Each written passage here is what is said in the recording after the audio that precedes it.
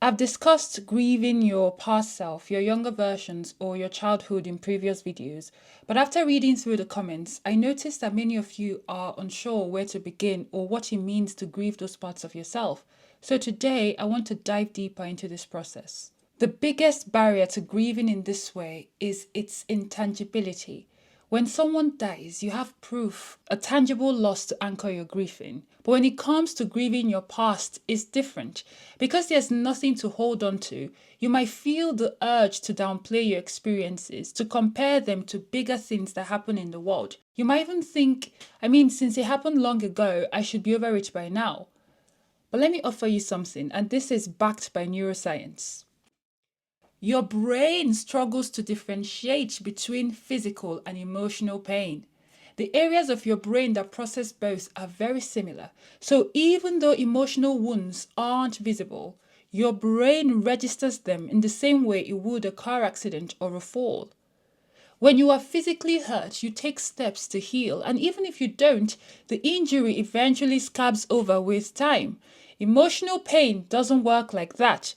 Without care, those wounds remain as fresh as the day they happened. That's why you may feel like a prisoner of your past. The part of your brain that's in charge of emotional reactivity is not bound by the rules of linear time. Its reaction in present-day situations can be heavily influenced by unresolved wounds and anxieties about the future. You are reacting to layers of history, emotion, and experiences that have piled up over time. It's like walking through a minefield. Every time you step forward, you're bracing yourself, unsure when or where the next explosion, the next emotional explosion will happen. The constant vigilance of survival mode, trying to avoid those blasts, leaves no space for healing. It's only when you stop to assess the field, the terrain, that you can begin disarming those minds one by one. In survival mode, you may have been fighting for so long that you don't realize that you are missing core parts of yourself. Your emotions, your sense of safety, your peace of mind. And often the demons you are warring against are really just ghosts from your past. So what if we go back there and lay things to rest? Maybe our lives today can be more peaceful and fulfilling. When you stop, the adrenaline that's been keeping you going will wear off.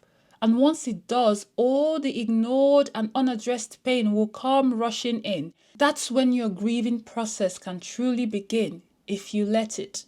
That will be your first step towards healing, towards letting go, towards building new structures. So how do we actively do this? You need to probe into your past and recognize everything that happened to you as losses. Loss of innocence, loss of safety, loss of childhood, loss of opportunity for your brain and nervous system to develop at a natural pace. If you spent years making excuses for those who hurt you, I encourage you to set that aside for now. Multiple things can be true at the same time. Yes, they may have been in a rough spot. Yes, they may have not known better, but that does not diminish the impact of their actions on you. Okay? The effects of their actions on your life. Especially for those people with childhood trauma. If you as an adult are still hurting in this way, imagine how world-shattering, how reality-breaking it must have been for the younger version of you. Acknowledge the severity of what happened to you. It was that bad. Okay? It was that bad. It was terrible. It's okay to feel angry, to cry all the tears you had to swallow just to survive. It's okay to take that time.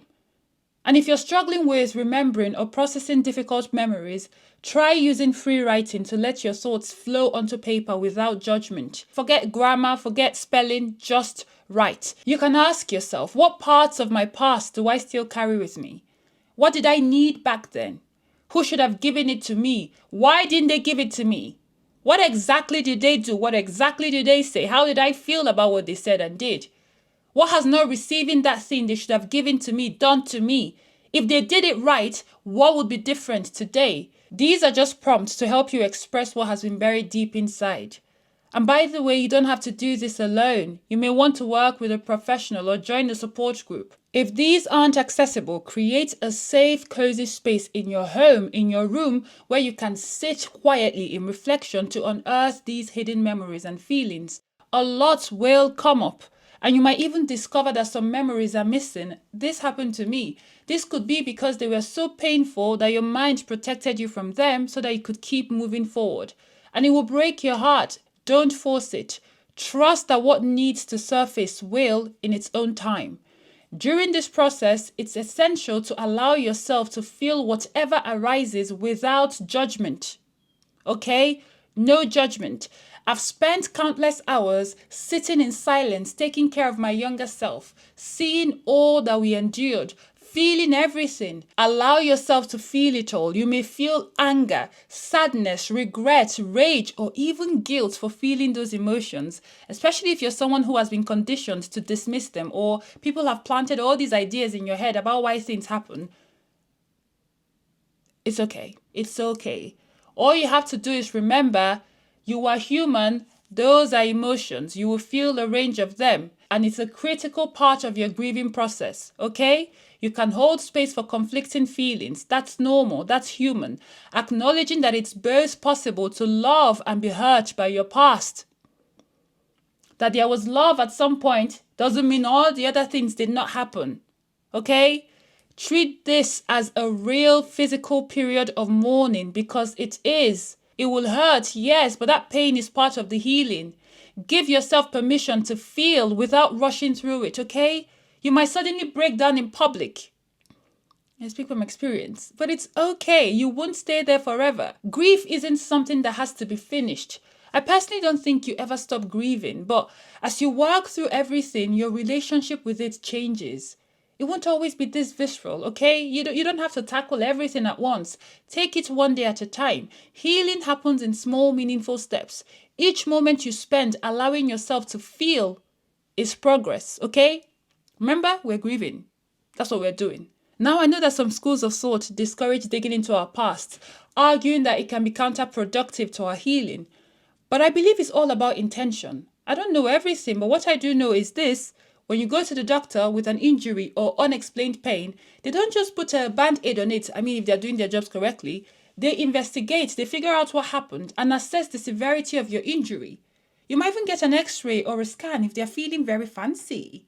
They're not doing this to keep you sick. They're doing it to determine the best course of action for your recovery. Okay? Asking you to dig into your past isn't about wallowing in pity.